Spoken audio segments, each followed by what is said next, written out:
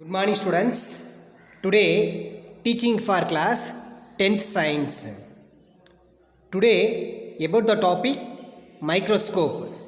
About the topic microscope. Microscope அப்படினா தமிழ்ல நுண்ணோக்கி. தமிழ்ல நுண்ணோக்கி அப்படி நம்ம சொல்லுவோம். மைக்ரோஸ்கோப் டைப்ஸ் பற்றி அண்டர்ஸ்டாண்ட் பண்ணிக்கிட்டோம்னா எத்தனை டைப் ஆஃப் மைக்ரோஸ்கோப் இருக்குன்னா 2 டைப் ஆஃப் மைக்ரோஸ்கோப் இருக்குது. அதாவது first one simple microscope, second one compound microscope. அதாவது மைக்ரோஸ்கோப்பில் எத்தனை டைப்ஸ் இருக்குது அப்படின்னு பார்த்தோம்னா 2 டைப் ஆஃப் மைக்ரோஸ்கோப் இருக்குது. First one simple microscope, second one compound microscope அப்படின்னு நம்ம சொல்லுவோம். சிம்பிள்னா எளிய நுண்ணோக்கி, எளிய நுண்ணோக்கி அப்படின்னு நம்ம சொல்லுவோம்.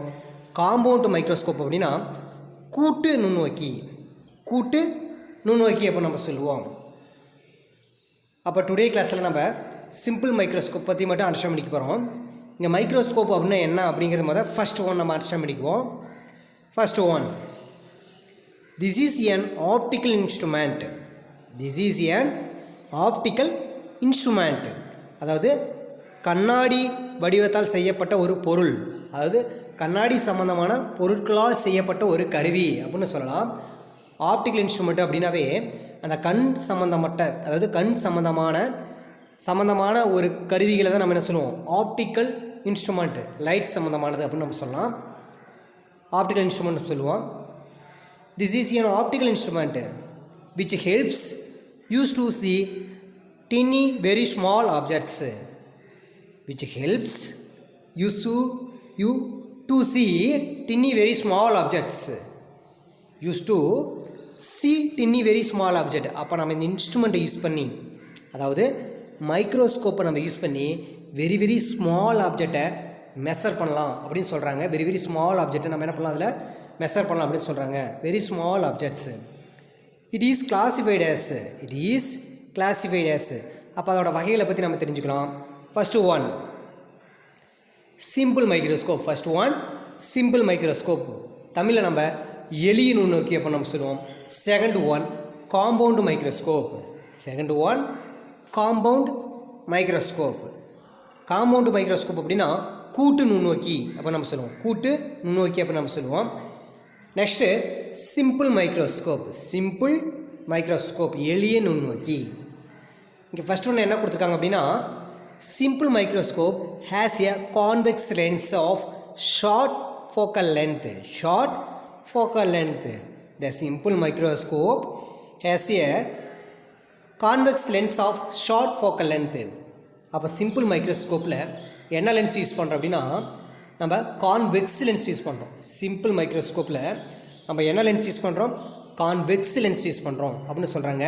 இதோட ஃபோக்கல் லென்த்து நம்ம எடுத்துக்கிட்டோம்னா ரொம்ப வெரி ஷார்ட், அதாவது ரொம்ப கம்மியான ஃபோக்கல் லென்த் இருக்கிற ஒரு பொருள் அப்படின்னு சொல்லிட்டாங்க. Simple microscope has a convex lens of short focal length.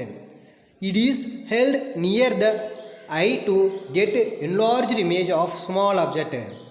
It is held near the eye to get enlarged image of the small object. அப்போ நம்ம இந்த இன்ஸ்ட்ருமெண்ட்டை யூஸ் பண்ணி நம்ம கண்களால் பார்க்குறப்ப ரொம்ப சிறியதான ஒரு பொருளை ரொம்ப பெரிய அளவில் பார்க்கலாம் அப்படின்னு சொல்கிறாங்க. அப்போ ஸ்மால் ஆப்ஜெக்டை நம்ம லார்ஜ் சைஸ் இமேஜை என்ன பண்ணோம், வியூ பண்ண முடியும், பார்க்க முடியும் அப்படின்னு சொல்கிறாங்க. Next let an object AB. அப்போ நம்ம இந்த இன்ஸ்ட்ருமெண்ட்டில் ஒரு ஆப்ஜெக்ட் எடுத்துக்கிறோம், எனி ஆப்ஜெக்ட். அப்போ அதுக்கு நேம் என்ன கொடுக்கணும், ஏபி, கேபிட்டல் ஏபி அதான் சொல்லியிருக்காங்க. Let an object AB is placed at a point within the principal focus. அப்போ அந்த ஆப்ஜெக்ட் நம்ம எந்த இடத்துல வைக்கணும், பிரின்சிபல் ஃபோக்கஸ்.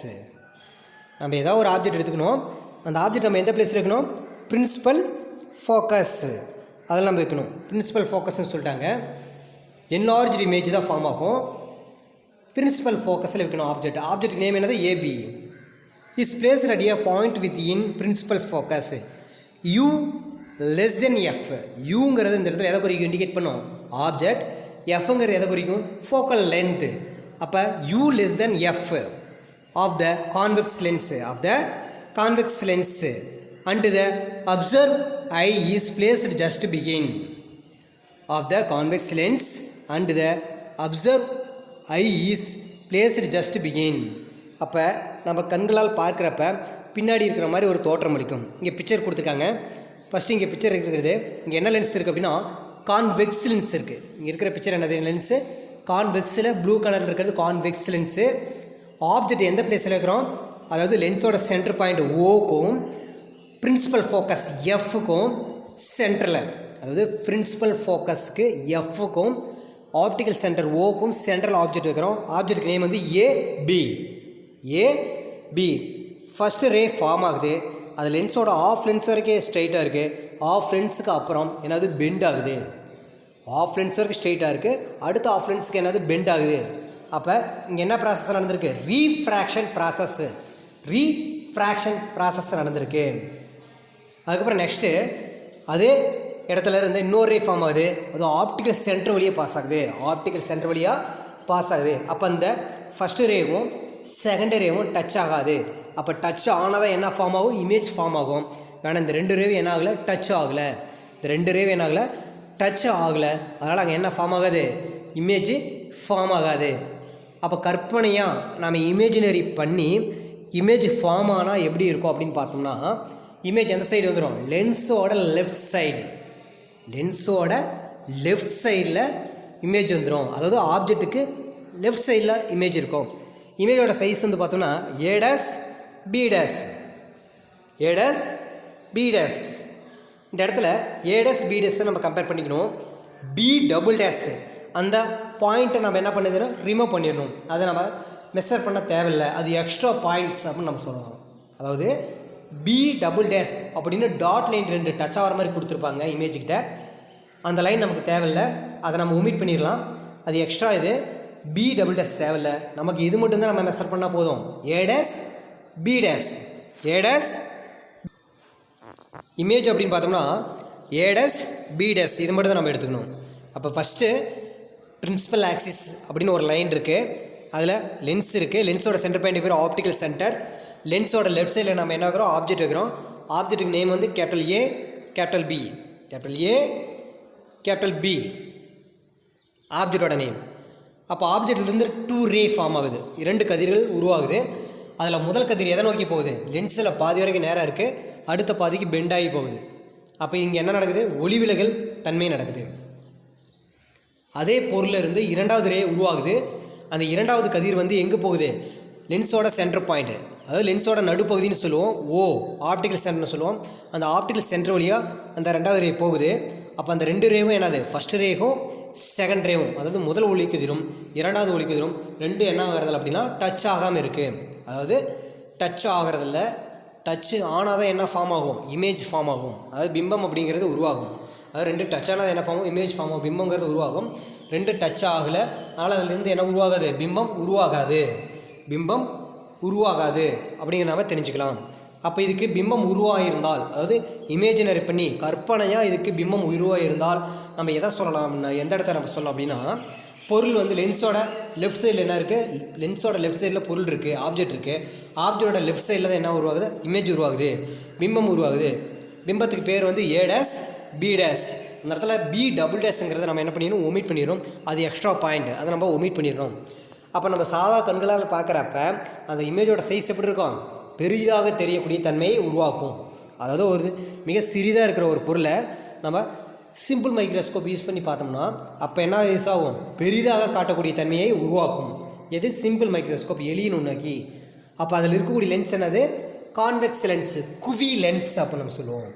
அப்போ நம்ம கைரேகை பார்க்க உதவக்கூடிய லென்ஸ் எதை தான் சொல்லுவோம், குவி லென்ஸு. கைரேகை அதாவது கைரேகை பார்க்கக்கூடிய மெத்தடில் நம்ம என்ன லென்ஸ் யூஸ் பண்ணுறோம், கான்வெக்ஸ் லென்ஸ் யூஸ் பண்ணுறோம்.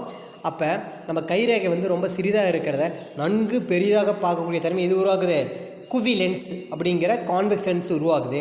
அப்போ அங்கே என்ன பயன்படுத்துகிறாங்க, கான்வெக்ஸ் லென்ஸ் பயன்படுத்துகிறாங்க. அப்போ இதே மெத்தட் தான் எங்கே பயன்படுத்துகிறாங்க, எளிய நுண்ணோக்கி அப்படின்னா சிம்பிள் மைக்ரோஸ்கோப் அப்படின்னு சொல்லுவோம், அங்கேயே பயன்படுத்துகிறாங்க.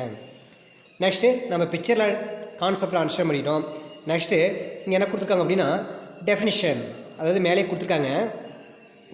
அதாவது என்ன லென்ஸ் யூஸ் பண்ணோம், கான்வெக்ஸ் லென்ஸ் யூஸ் பண்ணோம். இந்த இடத்துல சிம்பிள் மைக்ரோஸ்கோப்பில் என்ன லென்ஸ் யூஸ் ஆகுது, கான்வெக்ஸ் லென்ஸ் யூஸ் ஆகுது. Next the lens as per this position, the convex lens. As per this position, the convex lens produces an erect, virtual and enlarged imaged, A dash B dash, இங்கே அதை கொடுத்துருக்காங்க. Image எப்படி இருக்குன்னா என்லார்ஜாக இருக்கும், இமேஜோட shape எப்படி இருக்கும் விர்ச்சுவல்னு சொல்லிட்டாங்க. Next the image formed is in the same side of the object and the distance equal to the least distance of the distinct vision. அது என்ன சொல்லியிருக்காங்க அப்படின்னா, இந்த மாதிரி நுண்ணோக்கியில் பொருள் எந்த சைடு இருக்கோ அதே சைடில் என்ன உருவாகுது, பிம்பங்கிறது உருவாகுது. பிம்பங்கிறது மிக பெரிதாக இருக்கக்கூடிய தன்மை இருக்கும் அப்படின்னு சொல்லிட்டாங்க. அதோட பிம்பம் உருவாக்கக்கூடிய டிஸ்டன்ஸ் என்ன இருக்குது, ரொம்ப கம்மியாக இருக்குது அப்படின்னு சொல்லிட்டாங்க. For normal I human eye distance equal to 25 centimetre. இயல்பாகவே மனித கண்களால் பார்க்கக்கூடிய தன்மை எது வரைக்கும் இருக்குது, 25 சென்டிமீட்டர் வரைக்கும். அதாவது மனித கண்களால் பார்க்கக்கூடிய இயல்பான தன்மை எது வரைக்கும் இருக்குது, 25 சென்டிமீட்டர் வரைக்கும் இருக்குது. 25 சென்டிமீட்டர் வரைக்கும் இருக்குது அப்படின்னு சொல்லிட்டாங்க. 25 சென்டிமீட்டர் வரைக்கும் இருக்குன்னு சொல்லிட்டாங்க. அப்போ the image formed is in the same side of the object and the distance equal to the least distance of distance vision. D for normal human eye distance equal to 25 centimetre. இது maximum 1 mark questions கேட்பாங்க, நம்ம தெளிவாக understand பண்ணிக்கணும். Human ஐயோட normal டிஸ்டன்ஸ்னு பார்த்தோம்னா 25 centimetre, அதை சொல்லிடுறாங்க. Next topic uses of simple microscope. அதாவது எளிய நுண்ணோக்கியின் பயன்பாடு. தமிழ் நம்ம எளிய நுண்ணோக்கியின் பயன்பாடு அப்படின்னு நம்ம சொல்லுவோம். இங்கே எளிய நுண்ணோக்கி எங்கெங்கெல்லாம் பயன்படுத்துகிறோம் அப்படிங்கிறத பற்றி நம்ம பார்ப்போம். இது மேக்ஸிமம் 4 மார்க் கொஸ்டின்ஸ், அதாவது 4 மதிப்பெண்ணில் கேட்பாங்க. அதாவது எளிய நுண்ணோக்கியின் பயன்கள் அப்படின்னு நம்ம சொல்லலாம். எளிய நுண்ணோக்கியின் பயன்கள் அதாவது 4 மதிப்பெண்ணில் கேட்கக்கூடிய ஒரு வினா அப்படின்னு நம்ம சொல்லலாம். First one, the simple microscope are used by watch repairers and jewellers. Watch repair பண்ணுற இடத்துல யூஸ் ஆகுது, ஜுவல்லர்ஸில் யூஸ் ஆகுது அப்படின்னு சொல்லிட்டாங்க. அதாவது by watch repairers and jewellers, watch repair பண்ணுற இடத்துலையும் நகைக்கடையிலையும் யூஸ் ஆகுது அப்படின்னு சொல்லிட்டாங்க. Next to read the small letters clearly. Small letters அப்படின்னா வெரி வெரி ஸ்மாலாக இருக்கிற ஆப்ஜெக்ட், அதாவது வெரி வெரி ஸ்மாலாக இருக்கிற ஆப்ஜெக்டை வந்து நம்ம கிளியராக பார்க்குறதுக்கு என்ன யூஸ் பண்ணுறோம், இந்த கான்வெக்ஸ் லென்ஸ் அப்படிங்கிற எளிய நுண்ணோக்கி சிம்பிள் மைக்ரோஸ்கோப் யூஸ் ஆகுது அப்படின்னு சொல்லிட்டாங்க. To read the small letters clearly, to observe parts of flower insects extra. அதாவது ஃப்ளவர்ஸ் அப்படின்னா பூவில் இருக்கக்கூடிய பாகங்களை பற்றி தெளிவாக பார்க்க இந்த இது யூஸ் ஆகுது, அதாவது ஃப்ளவர் இன்செக்ட்ஸ் எக்ஸட்ரான்னு சொல்லிட்டாங்க. Next to observe the fingerprints on in the field of forensic science. The observe the fingers prints in the field of forensic science. அந்த மெத்தடில் யூஸ் ஆகுது அப்படின்னு சொல்லிட்டாங்க. அப்போ சிம்பிள் மைக்ரோஸ்கோப்போட யூசஸ் பற்றி சொல்லிட்டாங்க. அப்போ இது 4 மார்க் கொஸ்டின்கள் அடிக்கடி கேட்பாங்க. அதாவது ஃபஸ்ட்டு ஒன் எங்கெங்கே யூஸ் ஆகுது அப்படின்னா ஜுவல்லர்ஸில் யூஸ் ஆகுது, வாட்ச் ரிப்பேரில் யூஸ் ஆகுது, ஸ்மால் லெட்டர்ஸ் வந்து கிளியராக பார்க்குறதுக்கு யூஸ் ஆகுது, நெக்ஸ்ட்டு ஃப்ளவர் இன்செக்ட்ஸ் யூஸ் ஆகுது, அதுக்கப்புறம் ஃபிங்கர் பிரிண்ட்ஸ் அப்படின்னு சம்மந்தமான ஃபீல்டில் யூஸ் ஆகுது அப்படின்னு சொல்லிட்டாங்க. ஓகே ஸ்டூடெண்ட்ஸ், நம்ம டுடே கிளாஸில் மைக்ரோஸ்கோப் அப்படின்னு பார்த்தோம்னா இங்கே நம்ம என்ன சொல்லுவோம், நுண்ணோக்கி அப்படின்னு நம்ம சொல்லுவோம். இதில் டைப் ஆஃப் மைக்ரோஸ்கோப்னு நம்ம எத்தனை டைப்ஸ் சொல்லலாம், 2 டைப்ஸ் சொல்லலாம். அதாவது 2 டைப்ஸ் ஆஃப் மைக்ரோஸ்கோப்னா number 1 simple microscope, second one compound microscope. First one simple microscope, second compound microscope. எளிய நுண்ணோக்கி, கூட்டு நுண்ணோக்கி அப்படின்னு நம்ம சொல்லுவோம். நெக்ஸ்ட்டு நமக்கு என்ன கொடுத்துருக்காங்க அப்படின்னா சிம்பிள் மைக்ரோஸ்கோப்னு எளிய நுண்ணோக்கி அப்படின்னு தெரியும், காம்பவுண்ட் மைக்ரோஸ்கோப்னா கூட்டு நுண்ணோக்கி அப்படின்னு நம்ம சொல்லுவோம். மேக்ஸிமம் இது என்னது, ஆப்டிக்கல் இன்ஸ்ட்ருமெண்ட், இது ஒரு ஒளிக்கருவி அப்படின்னு நம்ம சொல்லலாம். சிம்பிள் மைக்ரோஸ்கோப் தான் நம்ம பார்த்தோம். சிம்பிள் மைக்ரோஸ்கோப் அப்படின்னா அதில் என்ன லென்ஸ் யூஸ் ஆகுது, கான்வெக்ஸ் லென்ஸ் யூஸ் ஆகுது. ஆப்ஜெக்ட்டுக்கு நேம் வந்து ஏபி, இமேஜ் ஃபார்ம் ஆகிறதுக்கு லெட்டருக்கு வந்து ஏடஸ் பிடாஸ். இமேஜ் எந்த பிளேஸில் ஃபார்ம் ஆகுது அப்படின்னா ஆப்ஜெக்டோட லெஃப்ட் சைடு, அதாவது ஆப்ஜெக்ட் எந்த சைடு இருக்கோ சேம் சைடு என்ன ஃபார்ம் ஆகுது, இமேஜ் ஃபார்ம் ஆகுது. இமேஜோட சைஸ் வந்து விர்ச்சுவல் அண்டு என்லார்ஜ். ஆப்ஜெக்ட் வந்து வெரி ஸ்மாலாக இருக்கும், இமேஜோட சைஸ் எப்படி இருக்கும், என்லார்ஜ், அதாவது ஆப்ஜெக்டை தள்ளி இருக்கும் அப்படின்னு சொல்கிறாங்க. டயக்ராம் பற்றி நம்ம அண்டர்ஸ்டாண்ட் பண்ணியாச்சு. இமேஜ் இது நேச்சுரலாக ஃபார்ம் ஆகுது, இமேஜினரி பண்ணி நம்ம இமேஜ் ஃபார்ம் பண்ணோம்னா எங்கே வரும், ஆப்ஜெக்டோட லெஃப்ட் சைட்லேயே இமேஜ் ஃபார்ம் ஆகும் அப்படிங்கிறத நம்ம அண்டர்ஸ்டாண்ட் பண்ணிட்டோம். நேச்சுரலாகவே நம்ம ஹியூமனைட் டிஸ்டன்ஸ் எவ்வளவு, 25 சென்டிமீட்டர். நேச்சுரலாகவே நம்ம ஹியூமனைடோட டிஸ்டன்ஸ் எவ்வளவு, 25 சென்டிமீட்டர். அதை சொல்லியிருக்காங்க, அதை நம்ம அண்டர்ஸ்டாண்ட் பண்ணிட்டோம். Next uses of simple microscope, அதோட பயன்பாடுகள்.